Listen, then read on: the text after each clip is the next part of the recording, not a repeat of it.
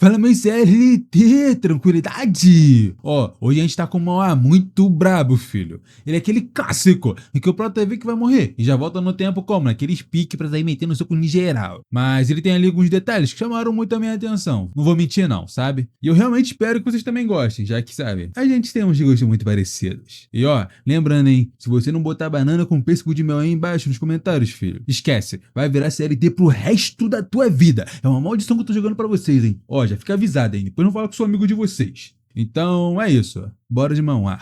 Em um mundo onde a humanidade estava à beira da extinção, um deus maligno chamado Vindrake apareceu repentinamente dos céus, junto com um exército de monstros, causando assim um grande estrago em todo o país. A guerra continuava e os monstros avançavam, mas em um piscar de olhos, eles eram destruídos por magia. Aqueles magos eram a última esperança da humanidade, os mais poderosos de todo o mundo. Agora, eles lutavam contra o Vindrake. Enquanto os monstros atacavam, os heróis preparavam seus feitiços e disparavam magias de longo alcance. Setsuna, um dos guerreiros, ele acreditava que tudo havia acabado para o Vindrake, mas no entanto, ao cair a fumaça, o deus maligno reapareceu, totalmente ileso. E para a surpresa de todos, ele começa a preparar um feitiço, combinando todos os 6 atributos mágicos, criando assim uma explosão elemental devastadora. Os heróis tentam apoiar Setsuna, mas mesmo com todos os ataques combinados e acreditando que tudo havia acabado, Vindrake permanecia de pé, emanando uma aura devastadora. Eles nem sequer acreditavam que ele havia conseguido sobreviver a esse ataque, e sem tempo para poder pensar, eles preparam outro feitiço. Mas o Setsuna percebe que a situação era crítica e pede para os seus aliados tomarem cuidado antes de poderem atacar novamente. O feitiço é lançado novamente contra o Vindrake, mas antes de atingi-lo, a magia se dissipa no ar, deixando o Setsuna surpreso. O Vindrake começa a provocar os heróis, dizendo que eles são apenas vermes que andam em seu território. Isso acaba deixando o grupo de Setsuna em choque, e ele pergunta o que deve fazer agora, mas nem mesmo o Prota sabia, já que ele estava entrando em total desespero. No entanto, antes que possam agir, um de seus companheiros é atingido por um ataque invisível. O caos se instaura e alguns monstros os atacam. E a garota de cabelos escuros logo já fala que estava ficando sem mana. De repente, uma cobra monstruosa devora um de seus aliados, aumentando ainda mais todo o desespero do time. Enquanto se preparava para um novo feitiço, o Setsuna é surpreendido por Vindrake, que surge em suas costas. Ele tenta reagir, mas era tarde demais. Ele fica gravemente ferido e observa a destruição do país, lamentando assim a derrota de toda a humanidade. O Vindrake afirma que toda aquela luta que eles fizeram era em vão, mas contudo, mesmo ferido, o Prota se recusa a desistir. Ele golpeia o Vindrake com um soco infundido de mana, abrindo assim um buraco em seu braço. E para sua surpresa, esse golpe de baixo nível havia surtido efeito, e com isso, ele finalmente entende que provavelmente aquela magia era a chave para finalmente derrotar esse demônio.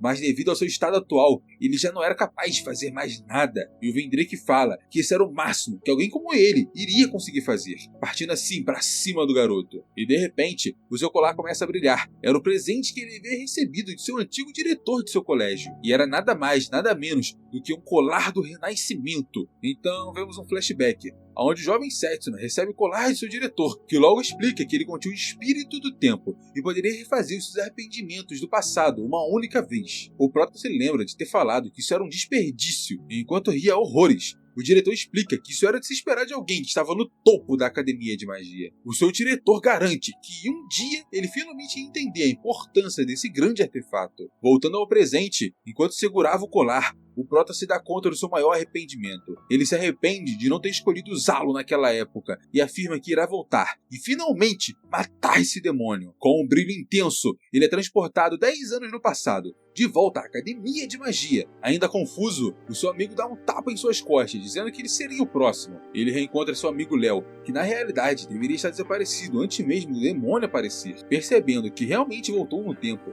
ele promete que dessa vez irá derrotar esse demônio. O seu amigo fala novamente que ele seria o próximo e diz que eles estão na cerimônia das bênçãos. O Setsuna caminha em direção ao professor, enquanto que os outros alunos comentavam sobre ele, já que o Setsuna era bastante popular e também o maior gênio daquela academia, tendo assim muita afinidade com todos os caminhos da magia. O professor então abre um livro, do qual sai uma magia poderosa, e então o narrador nos informa que há diferentes caminhos da magia, e para ativar cada uma delas, uma técnica diferente é necessária, e por conta disso, é preciso escolher o seu destino, tornando assim o aprendizado de magias diferentes altamente difícil. Então, o professor logo chama pelo prota, o mandando escolher o seu caminho mágico. Ele aponta para a magia de longo alcance, dizendo que seria óbvio escolher essa. Em seus pensamentos, ele concorda que normalmente esse seria o caminho certo. Os elementos são feitos de mana e usados contra seus inimigos, e ataques de longa distância normalmente são suficientes para poder derrotar os oponentes. Mas mesmo se tornando o mago mais poderoso de todo o mundo, quando se tratava de longo alcance, óbvio, tudo era inútil contra o Vindrake. O Setsuna se vira, ignorando assim a magia de longo alcance, o que acaba deixando todo mundo surpreso. Ninguém tá esperando por uma merda dessas. O seu amigo Léo ficou bastante confuso. Afinal, naquela manhã mesmo, ele havia dito que escolheria magia de longo alcance. Mas mesmo assim,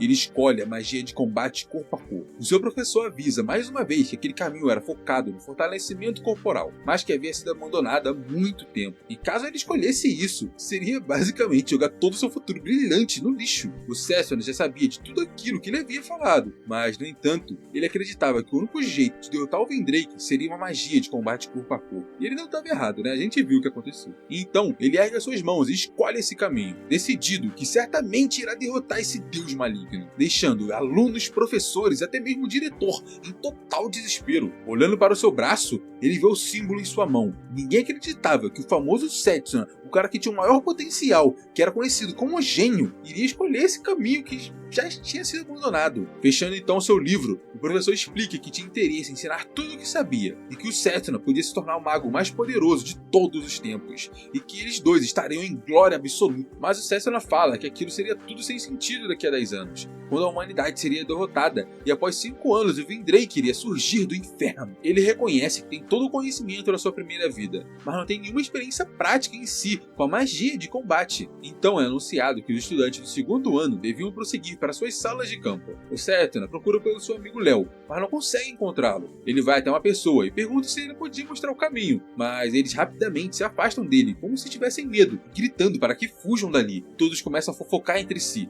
e o Setsuna não entende merda nenhuma. Alguns estranhos achavam que ele queria se exibir por ter escolhido caminhos de combate, mas o Setsuna percebe que está sendo tratado de uma maneira totalmente diferente, apenas por ter feito essa escolha, percebendo então que teria que encontrar o caminho por si mesmo, e que provavelmente deveria haver um mapa do campo em algum lugar. Mas enquanto caminha, ele ouve alguém conjurando um feitiço, e acha estranho ter uma luta em um lugar como aquele. Uma garota de cabelos ruivos diz para aquele homem devolver o seu broche, afinal era sua mãe que o havia lhe dado de presente. O grupo percebe que aquele broche era uma ferramenta que armazenava mana, e como esse é um item de alta classe, pessoas como ela não deveriam usar isso. O Setsuna percebe que a garota que estava lutando era do departamento de combate, e os valentões eram de longo alcance. Com fogo em suas mãos, o homem diz para ela tentar tirar isso dele, junto dessa magia fraca de combate corpo a corpo. Então ele dispara uma bola de fogo na garota, que mal conseguiu desviar. O Prota observa ela fortalecendo suas habilidades físicas com magia de combate, mas apesar disso, mesmo ela conseguindo desviar da magia, ela não seria capaz de atacá-lo devido à alta distância. A garota diz que nunca deixará o broche que ganhou de sua mãe com vermes igual a eles, conjurando assim uma magia chamada Lâmina de Mana. Porém, ela era inútil, falou o Prota, já que aquela lâmina nunca seria capaz de chegar até eles. Eles começam a se encarar, e o pirralho parte para cima da garota, enquanto cuspia bolas de fogo. Elas colidem com a lâmina de mana, o que acaba fazendo a garota cair no chão. O agressor de mulheres acha ela patética, dizendo que deveria desistir logo. Afinal, não importa o que ela faça, ele era superior a ela em todos os sentidos. Ele então lança outra bola de fogo em direção à garota, mas, no entanto, quando tudo parecia acabado para aquela ruivinha, o Setsuna avança em direção a ela e a salva no último instante. Os 3 homens ficam surpresos com as habilidades de Setsuna, e o Prota pergunta à garota se ela sabia onde ficava o departamento de magia corpo a corpo, e que ele precisava de alguém que o guiasse até lá. A garota, obviamente, fica muito confusa com essa pergunta totalmente aleatória do Prota. Cortando assim um clima, um dos figurantes pergunta se ele seria o tão famoso Setsuna Cromwell, dizendo que era óbvio que ele tinha escolhido a magia de combate corpo a corpo. O homem loiro achou que tudo aquilo era perfeito. Afinal, se o protagonista é do combate corpo a corpo, eles seriam capazes de bater nele quanto quisessem. Mas o Prota já sabia que a magia que ele escolheu era fraca, e revela que a verdadeira magia são os amigos que fazemos pelo caminho. Enquanto ele assistia a luta da garota, acabou notando que tinha espaço para poder se aprimorar. O Setsuna diz que, apesar disso, aquilo não determina o resultado daquela batalha. A garota tenta impedi-lo, porém era tarde demais. O loirinho lança uma magia rapidamente e o nosso herói concentra a magia em suas pernas, usando um tipo de aprimoramento físico nelas. Com isso, ele desvia facilmente dos disparos de bola de fogo. Ele percebe que nessa velocidade podia desviar facilmente daquelas magias inúteis. Então, já que ele consegue se mover livremente, ele vai tentar ser mais ousado. O Setsuna começa a provocar o figurante, perguntando se ele sabia apenas usar bolas de fogo. O homem diz para ele ficar quieto, enquanto acha seus movimentos extremamente estranhos, e lança a bola de fogo em direção ao Setsuna, porém ele corta a magia dele com uma lâmina de mana. O homem fica em choque ao ver sua magia ser dissipada como se não fosse nada, e a garota também fica surpresa, pois nem ela sabia que aquilo ali podia ser cortado. Ela explica que aquilo só foi possível porque dentro de um combate de magias, vence quem tem a maior maestria. O motivo do Prota ter se tornado o mais forte do mundo, mesmo não tendo tanto poder mágico, foi por conta da sua precisão no controle de mana. Enquanto pensava consigo mesmo, ele diz que aquela magia é mais útil do que ele havia pensado. Afinal, ele podia combinar o seu poder junto da velocidade. O homem loiro fala que iria conjurar uma magia super poderosa, e os seus amigos até tentam impedi-lo, mas ele não ouve e começa a conjurá-la. Porém, em um piscar de olhos, o Setsuna avança na direção dele, não deixando conjurar o seu encantamento. Ele aparece em sua frente, e o nosso prota conjura magia em seu punho e o soca em seu estômago com um soco de mana. Vendo o homem ser golpeado, todos ao redor ficam em choque, enquanto que ele continua caído no chão. O Setsuna achou aquilo impressionante, pois desde que o seu alvo estivesse ao seu alcance, ele podia lutar com qualquer um. Um de seus amigos achou muito estranho, pois normalmente a magia de combate não seria capaz de fazer aquilo. Erguendo a sua mão, o prota pede para que devolvesse o broche, e sem escolhas, um dos homens entrega, já que não queria tomar uma surra. Com isso, aquele grupo idiota vai embora, e o Setsuna vai até a garota e devolve o seu broche, pois aquilo parecia ser muito importante. A garota agradeceu pela gentileza de Setsuna e diz que ainda não havia se apresentado. Ela revela que seu nome era Layla Roswell, e quando o nosso protinho vai se apresentar, a garota fala que já o conhecia, afinal ele era bastante famoso. Ela pergunta por que alguém como ele escolheu magia de combate. Ele tenta mudar de assunto porque ele não queria falar, pois mesmo se falasse que aquilo fosse para derrotar um futuro deus maligno que iria surgir,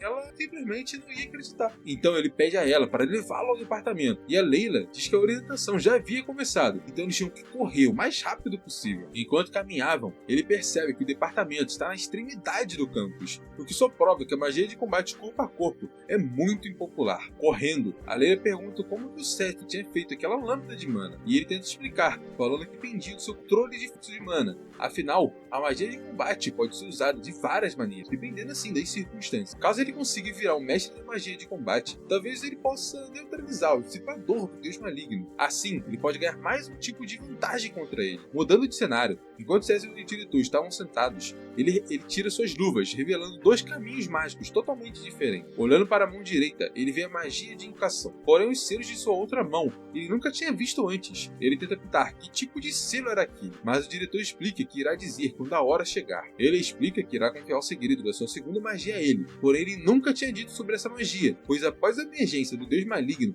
ele havia sido assassinado. A garota fala que eles finalmente chegaram no local, mas o prota ainda estava em seus pensamentos. Ele estava se perguntando como ele conseguiu o reconhecimento do diretor. O professor daquele departamento pergunta sobre o atraso deles, e a Layla fala que havia uma razão para aquilo, porém o professor não estava nem se importando com isso. Chegando perto do Setsuna, ele fala que ele era um lixo, agora que entrou naquele departamento de magia de combate. O prota pergunta se ele não tinha orgulho da magia de combate, já que era o que ele ensinava. Irritado, o professor fala que era muito prudente da parte do Setsuna ter falado assim com o seu professor, mas o prota acredita que ainda há um potencial não descoberto na magia de combate. Com isso, ele tem vontade de quebrar o nariz do prota, porém, já que ele havia dito tudo isso, ele devia mostrar para ele. Enquanto os alunos treinavam, o homem de cabelo verde tentou golpear a pedra, mas não teve sucesso algum. Ele não conseguiu deixar nem sequer uma rachadura na pedra. O professor explica pro Setsuna que esse será o seu primeiro teste. Aquela pedra de ferro negro tinha um cristal embutido, e o Setsuna devia extraí-lo o mais rápido possível. Porém, tinha um pequeno detalhe: aqueles que falham eram punidos. E muito irritado,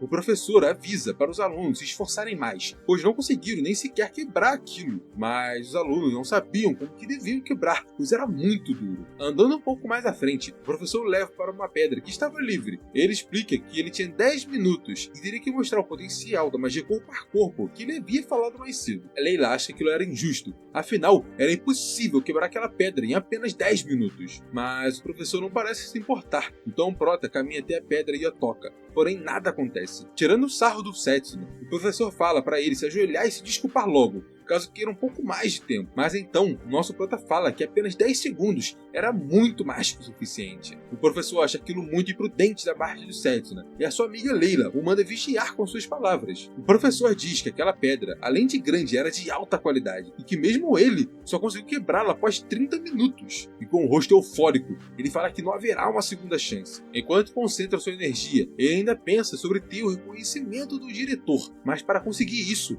ele tem que pelo menos ser o melhor daquela turma. Pegando a sua lâmina de mana, ele avança até a pedra, pois não devia deixar coisas assim serem um obstáculo em seu objetivo. Após atingir a pedra, aparentemente não surte nenhum efeito. O professor começa a tirar sarro do Setsuna, mas, no entanto, a pedra só não surtiu efeito antes, pois foi destruída de dentro para fora. O professor fica de boca aberta, e o Setsuna pega o cristal que estava dentro da pedra, afirmando novamente que só precisava de 10 segundos. Ele é o herói de muita gente, pelo visto, viu? Todos ficam surpresos com a incrível força de Setsuna, mas o professor parecia não acreditar nisso, dizendo que aquilo ali era uma trapaça. Mas nem mesmo ele havia conseguido arranhar aquela pedra dentro de 10 minutos. E para o mero estudante conseguir quebrar ela em 10 segundos, com certeza era trapaça, estava usando tipo de hack. Mas o prota começa a zombar dele, mandando voltar a estudar, e que ele não tinha capacidade para ser um professor. O homem fica muito irritado, mas alguém o chama, e tocando em sua cabeça, pergunta se estava intimidando os estudantes. Ao ver isso, ele fica surpreso ao ver que era o Lionel, o professor-chefe. O Lionel afirma que o garoto não estava trapaceando, pois ele apenas leu o fluxo de mana da pedra e mirou em seu ponto fraco. Ele repreende o careca, dizendo que apesar dele ser um instrutor, ele não conseguia ver nem mesmo isso. Com isso, o Lionel chama os outros, dizendo que o professor Zakari irá demonstrar a defesa de mana. Então o Lionel se prepara para batê-lo, afirmando que se ele estivesse com os treinamentos em dia,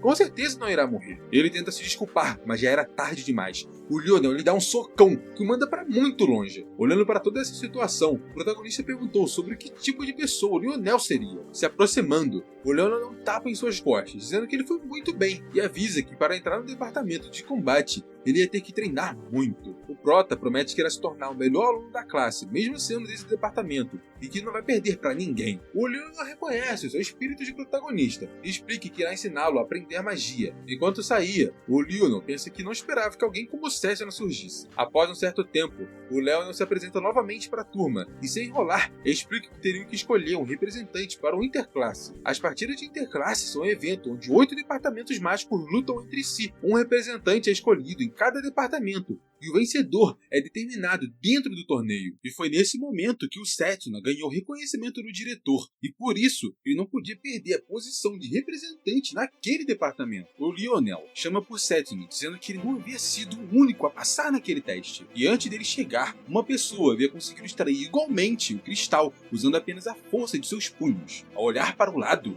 ele vê uma pessoa, o Lionel o chama de Drago-O, que seria como o Carvalho de Dragão ou Carvalho Escuro. Enquanto o encarava, o Drago pergunta se ele seria Setsuna Cromwell e questiona sobre o porquê dele ter vindo para aquele departamento, mesmo tendo talento em outros caminhos. O prota explica que tinha alguns assuntos pessoais com esse departamento, e de repente, o Drago manda Setsuna calar a boca e explica que a sua linhagem se destacou justamente na magia de combate por várias e várias gerações. E além disso, ele havia treinado por mais de 17 anos. Em um instante, o Drago dá um soco que faz todos sentirem um vento forte vindo em sua direção. O Drago propõe que eles lutassem, dizendo que não iria deixar a posição de representante facilmente para um amador igual a ele. O Setsuna não ficou calado e pediu para que ele partisse para cima. Lionel chega para acalmar os garotos, dizendo que eles iam lutar dentro de uma semana. Enquanto saía, ele pede para o prota não fugir e assim lutar até a morte. Todos ficam discutindo sobre essa situação e, muito preocupada, a Leila pergunta a Setsuna se ele seria capaz de vencer. O garoto afirma que com certeza não ia conseguir. Afinal, contra o Drago, ele não podia fazer nada em seu estado atual, mas ele tinha uma carta na manga. Após um certo tempo, enquanto eles caminhavam, acabam chegando em uma árvore antiga. A Leila pergunta que lugar que era aquele, e o prota explica que era uma árvore secreta de treinamento, e com aquele local ele ia evoluir 3 vezes mais rápido. Aquela árvore sagrada, ela tinha mais de 1000 anos. Enquanto uma aura saía dela, o Setsuna obtém reconhecimento mais uma vez. Confusa, a Leila pergunta que luz era aquela que emitia da árvore. Ele explicou que era a bênção da árvore sagrada Apenas pessoas reconhecidas pela árvore sagrada são concedidas com essa bênção, e graças a isso, ele poderia recuperar sua mana infinitamente. Desde que ele continuasse naquele lugar, ele não precisava mais se preocupar sobre a questão de mana, então ele apenas vai precisar treinar até o seu limite. A Layla achou tudo isso incrível, mas apesar disso,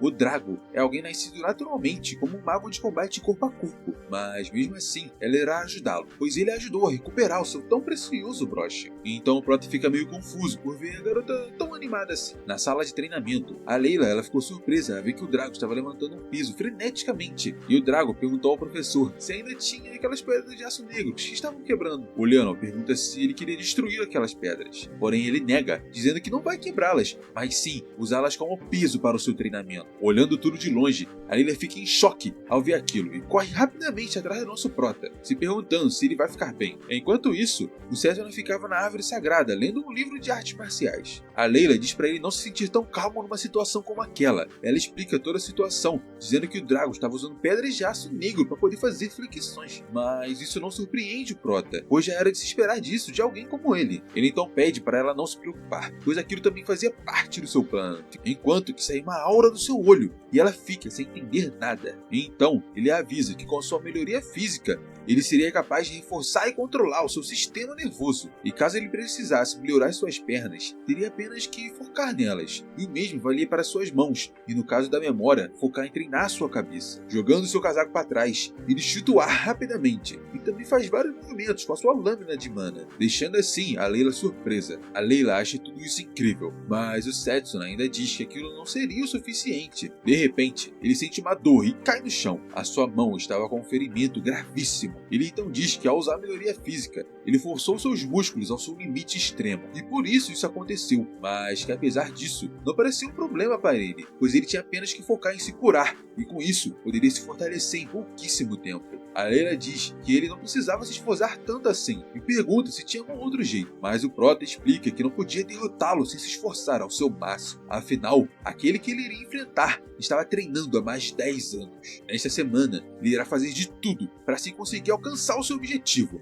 se destruindo e reconstruindo milhares e milhares de vezes. A Layla diz que aquilo seria doloroso demais para ele, mas enquanto ele estava treinando, ele acabou se lembrando de antigamente, no tempo que ele não conseguia usar magia alguma. Todos os dias ele praticava, e apesar de ter falhado milhares de vezes, ele ainda continuou e não desistiu. Mesmo que seu treinamento fosse lento, ele continuava a se melhorar a cada passo. Desde que ele possa ficar mais forte, aquilo não será um desafio para ele. Setsuna e Layla treinaram juntos, e após um certo tempo, ela diz que Setsuna não era apenas uma pessoa talentosa, mas sim alguém que vem se esforçando, mais que qualquer um. No dia do confronto, o Drago percebeu que Setsuna não havia fugido. Ele afirma que não rebaixaria esse nível, afinal, ele era o futuro representante do departamento de combate. Com isso, o Leonel se prepara para poder dar um sinal. Enquanto eles se encaravam, a partida finalmente começou. Sem dar tempo, o Setsuna avança disparadamente contra o Drago, o chutando com muita força. Porém, ele se defende. Ele então se desliza e chuta o Drago várias e várias vezes, fazendo ele ir para longe. E apesar disso, o Drago tinha defendido tudo com a sua mana de defesa. Enquanto se encaravam, o Drago rapidamente avança até ele, dando um soco que emanava mana. Todo mundo ficou surpreso com aquele contra-ataque, porém, enquanto a fumaça se dispersava, o Setsuna tinha se defendido no golpe de Drago, deixando assim todos presentes em choque. O Setsuna percebeu que seria o fim dele caso recebesse um golpe direto, mas enquanto ele pensava,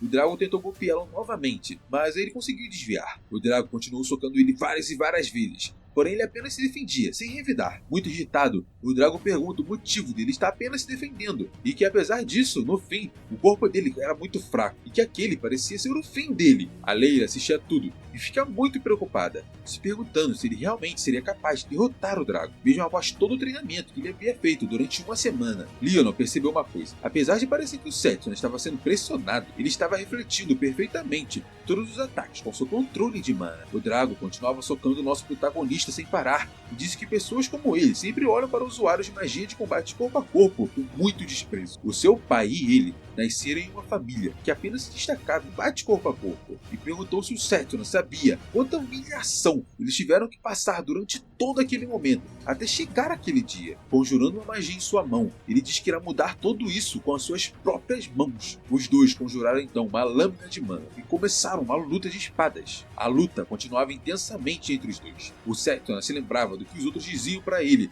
por ter escolhido aquele caminho, e com isso conseguia entender o que ele estava dizendo. Porém, ele diz que os dois estavam mirando em um objetivo maior, e sem dar tempo para o Drago raciocinar, o Setsuna quebra sua lâmina. Após um tempo, o Drago sorri. Eles continuam lutando, e Setsuna usou seu aprimoramento físico de aceleração para poder atacar o Drago, mas ele consegue se defender. A Layla ficou super feliz ao ver que o Setsuna estava conseguindo se igualar ao Drago. Apesar da ofensiva e defensiva de Drago serem excepcionais, o controle e o crescimento de Setsuna são ainda mais incríveis. E então ela se pergunta quem seria o vencedor dessa luta. Enquanto isso, o protagonista percebeu que teria que criar uma abertura para conseguir feri-lo. Ainda durante a luta, o Drago conjura outra lâmina de mana e ataca o protagonista, que consegue se desviar. Fugindo ferozmente, o Drago lança um golpe muito forte em direção ao Setsuna, e ele percebe que estava usando toda a sua mana naquele ataque. Olhando para trás, o nosso herói percebe que estava encurralado, o que deixou o Drago super contente. Afinal, ele não conseguiria se mover livremente. Com isso, ele começa a se concentrar ainda mais, se preparando para dar um golpe final em Setsuna. Mas quando ele socou,